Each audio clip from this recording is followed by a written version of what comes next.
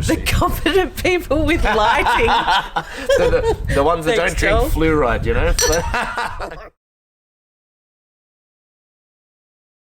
Greetings, everybody. Robin here from Courage is the Cure, and I'm in Perth, Western Australia, the 25th of August 2024, and I have none other than Joel JAMMAL with me. He is... The eyebrow man. The eyebrow man. I wasn't going to say that. Hey, a lot of people, they're like, is it the eyebrow man? And no, look, I run Turning Point Australia. I run the ARC podcast. I've recently just come into the leadership of the Light Australia newspaper, which I've really been enjoying. But no, I'm a professional troublemaker and someone that doesn't budge on my values and doesn't let the government tell me what to do. So we'll get along.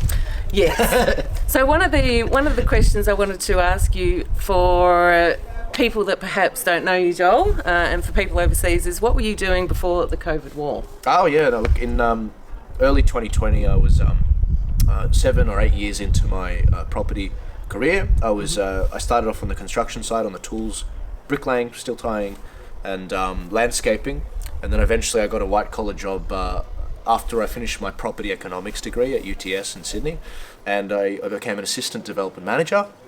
And then the rest is history. I mean, the government decided to bring in lockdowns. That was great. The banks tightened up their funding. They stopped giving a lot of the medium to large development companies finances so they could build things. Mm-hmm. And I was one of the first people to be cut. And so by mid 2020, I was like, well, I'm really annoyed, and I'll be very tame with my language for the kids listening. I'm very annoyed, and a lot of people are annoyed, but they don't know how to convert that annoyance into political action. Mm-hmm. And so when I go and see people, I tell them, look, my job is to teach you who's punching you, why are they punching you, and how you can punch back politically, because we don't want to go to jail. Mm-hmm. And that's essentially why people know me often as the election man, not just the eyebrow man, and someone that can basically empower people to actually come into their own knowledge and understanding of how their political system works, how it's been stacked against them, but how they can ultimately prevail, as we saw with The Voice last year in October. Well, that was a whole lot of good when the majority of Australia voted no, but our state premiers seem to think they can continue on doing what they like to do. Yeah. I'm glad you brought up politics, because people that watch my morning show, Morning Rise, and also my longer interviews on Relentless know that I have a habit of using the phrase two cheeks on the same arse when we're talking about politics, because unfortunately, I don't know whether it was the time that I grew up in Australia, but I've completely lost faith in our political parties.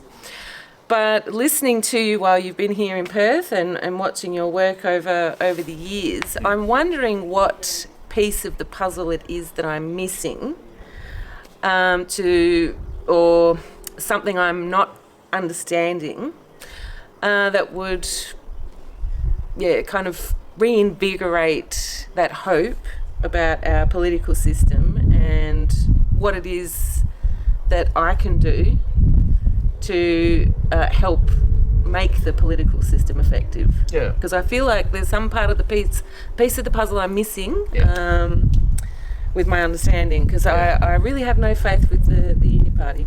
No, one big bum. No, it is one big bum. And look, this is the thing. The best way to understand how to take power in this country is to see how it was taken off you in the first place. And fundamentally, and you've heard me say this during this trip, it started off with our institutions. Rather than seizing power in Australia from the top-down approach through the military, the police, and the politicians, they did it from a bottom-up approach by capturing the institutions and the mind of the public. They did that through Hollywood. They did that through our institutions like the universities, the churches. The churches have been controlled as well, especially through tax-deductible status. And you keep going through these founding institutions that made Australia great, you realise, oh, okay, this has actually been a decades in the making strategy. Okay, how does that translate? That translate into culture. Politics is downstream from culture, as Andrew Breitbart would say, and that is what we've seen as a result percolate into the voting system. So the political parties, as a result, have also been captured. Okay, now when you vote, it's your most sacred right as a citizen of this country. And not everyone used to have it. It's actually quite a privilege to be able to vote in a country. And you used to have to fight to actually have that ability to vote. But everyone has it. If you're imbued by a spirit from God. You have a right to vote and a right to come into your own sovereignty to cast that vote. So when you give that consent, that vote, to a politician, they are acting on your behalf. So in my area of Parramatta, when I vote, along with the 100,000 other people in that seat of Parramatta, the federal seat, it's up to the MP to represent as many, to win over his constituency, those 100,000 people, win at least as much as possible, at least 50%, so that he has a mandate to go represent their interests in Canberra. Now, basic stuff, but I think it's important we cover this because it's just not taught in the education system. Well, don't get me wrong, I understand how that part of the system works. My problem is my lack of faith, I guess, because we see senators, in particular, there's one of the top of mind at the moment, Senator Hanson Young, which we know is a WEF young leader. So how, with people like that, with connections like that within our political system, how do we have faith when we use our privilege and cast a vote? How do we have faith that those people are going to represent us as Australians as their constituents? You shouldn't have faith. In the world, there's only one thing that really matters, and this is what the communists understand, and that's power. And the problem is, if you cede the ground, then it's going to be even easier for them to take the power. The way the political system works is politicians are like gloves. They're like gloves. Mm-hmm. Now, these gloves that go and represent you in Canberra, they'll either be filled with their own values, or they'll be controlled by someone else's values. Mm-hmm. Maybe it's their constituents, which is a good thing, because it means they're representing them. Yes. But what you're rightly alluding to and pointing out is it's actually quite often from special interests that finance their campaign so that they can enjoy going to Canberra and the privileges that come with that, which is disgusting and over the top. And so that they also have a kickback as a result. So if you vote on net zero and for subsidies for renewables, we'll give you a kickback on the side. When you leave politics, we'll throw you on a nice cushy board. If you put the AUKUS agreement forward, Scott Morrison will throw you in the company that you gave the deal to in the UK, that sort of thing. We're familiar with this stuff. This is the way of the world. The way that you actually capture politicians to be on your values is engaging in the political process through culture, through the newspaper like The Light Australia, through sharing and following people online and supporting them like yourself, and the videos to wake people up. But when elections come around, making sure you get behind politicians that you believe in, you trust at the end of the day to represent you honestly.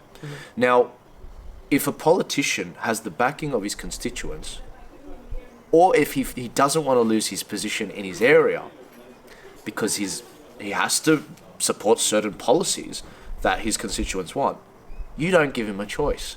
This isn't meant to be built on trust.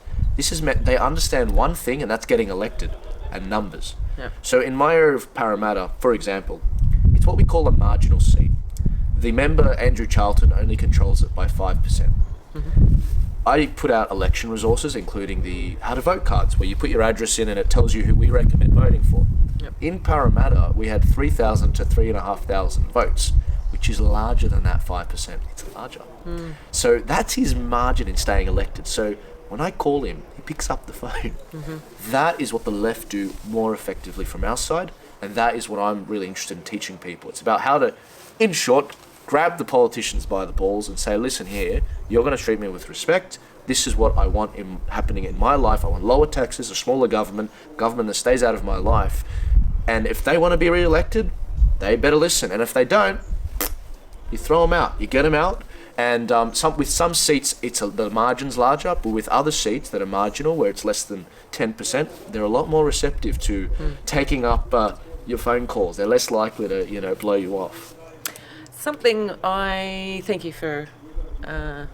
It's very complex, by the way. It is very and I get it, and that's why I do what I do, because who has time to look into this crap? Politics used to take care of itself, didn't it? And we had 30 years of uninterrupted economic growth. Well, that's right. And it generally took care of itself. The COVID was the wake-up call. It's like, what do you mean they can lock us in our door? Yeah. So I'm trying to fast-track people's education on this, and so it's okay if you have to listen over this video 3 times. I totally get it. They don't teach this in the education system because it's the best way to control us. No. there was a couple of things that you spoke about, and Joel has been in Perth, Western Australia over the past few days and doing some speaking events, and some of those things that you've talked about are in regards to people being able to source a significant amount of information about their politicians in a one-stop shop. Yeah, transparency reports, yeah. Yes, which I think, because particularly now, you have both parents working to support the family. So everyone's time poor, especially when we want to do research and all those things, if people are interested enough, in particular with political parties and coming up to an election. So I think it's absolutely fantastic that there's a one-stop shop where people can source some information very quickly about political parties to make their decisions. Do you want me to explain what that is? 'Cause Yes, I think there's a lot of, can you talk about that? We trialled this in Victoria against Dan Andrews. It was very well received. I roll out a bunch of election resources projects, a suite of resources that we put out there. We have how to vote cards, we have, the volunteer funnel, we've got scrutineer training, candidate training, policy matrices which show you where parties stand. But one of the brand new things we rolled out for the Victorian election in late 2022 was this thing called the transparency reports. And what it did was you'd put your address in, which by the way we don't keep, and it tells you who your member of parliament is. It tells you their voting record. It tells you how they voted on bills in your interests or against your interests. Because we can tap into Hansard, which is a public site which tells you how they voted. It's registered. It tells you what controversies are involved in outside the parliament that have been reported by, like, the Light newspaper or the Australian newspaper online or whatever.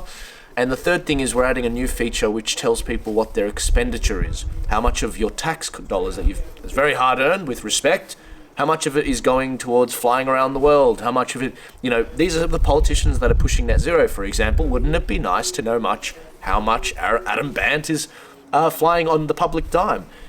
It's about getting public information, putting it in your hands so that when you view it on your device, you can show it to people in your area and say, did you know this guy voted to suspend elections in Victoria in the permanent pandemic legislation? Did you know that this MP ran over, his wife ran over a bike rider and there was a cover-up? And this is the thing. People are busy. They don't have time to do this crap. They don't know where to find Hansard and the voting record. Yeah. But I do, and I know people that do. I know absolute killers, politically speaking, in the political sphere. And they can put it in a very neat and concise form at your fingertips so that you can come into your own power, for free, by the way, and start looking like a winning side. And that's what this is all about. So with the transparency reports, they were very well received in Victoria, and we do want to roll them out on a state and federal level ongoingly, not just for elections. It does require a significant amount of funding, but I'm funding that, guys, because I think it's a critical project. And it takes time, but with free volunteer information and data, with public information, we can actually get this and start making these MPs accountable, as you were pointing out before. The problem is right now, the institutions that let us down, like the mainstream media, who are meant to be the guardians of democracy, which is why I call them the corporate media, they're not calling these guys out. So people, it takes two incomes to raise a child. With my parents, my mum was one of 13, 60 years ago. My dad was one of 7. It was a lot easier to raise. Of course, guys, I'm ethnic. That's what it is. But it was different. But now it's like people feel inept because it's taking two incomes to raise a child in all the Australian cities.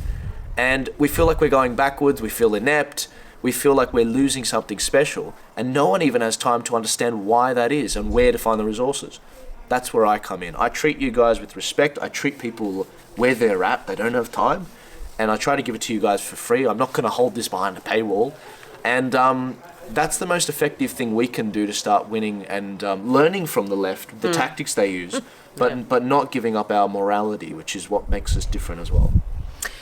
I would encourage people to go along to the ARC. You can watch that on X. And where else can people find you? Everywhere. YouTube, Instagram, Telegram, WhatsApp. I have it on WhatsApp, believe it or not. Twitter, as you said. I'm pretty much everywhere. And I do it once a week. I cover all the stories of the week. So it's basically everything you need to know. but also we do topics every now and then. We did one on, which we couldn't put on the mainstream platforms like Facebook and everything. We did one on the LGBT history and where it came from and what's happening today, and where you're not allowed to intervene on your child wanting puberty blockers and stuff. You can't even take them to a priest or pray for them, that sort of stuff in Victoria, New South Wales. You can't even take them out of the state. You can't even take them out of it. It's nuts. People don't know this crap, but the podcast, it's doing very well. I'm pleased to say it's I did the numbers a couple of weeks ago. We're reaching 900,000 people every week as of episode 10, and it's filling a market. And I'm also pleased to say that the Light Australia is doing that in a written form, uncensored, without any algorithms saying you can't say that. You'd literally have to burn it in order to stop it.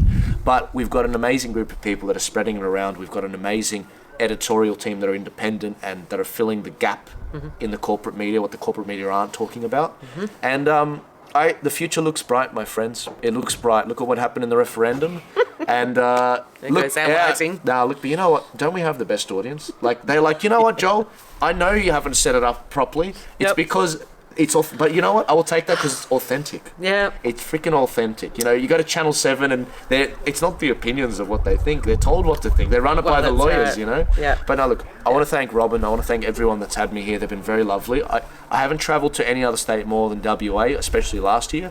And it is the number one state. Why do you laugh at that? This is hilarious. I've been trying to get Joel on camera for days because we've been absolutely flat out. And, you know, you give your time to every single person that wants to speak to him, which is so generous. And finally, I've got you on camera. We've lost the light. We've got this. So I'm laughing. I'm just literally, I'm flying up in the morning, and we're just doing it at the end. In the day. Look, guys, share this interview. Please support Robin. I want to thank Robin for everything she's been doing for the light and the whole team. But the best is yet to come, my friends, and we do have a lot of phenomenal people around the country who I often talk to, and they are collaborating. The competent people are finding each other, and I want to say cheers to democracy. The competent people with lighting. the ones that don't drink fluoride, you know? God bless you. You're not allowed to laugh. See you guys. Bye-bye. Thanks, everyone. See ya. Bye.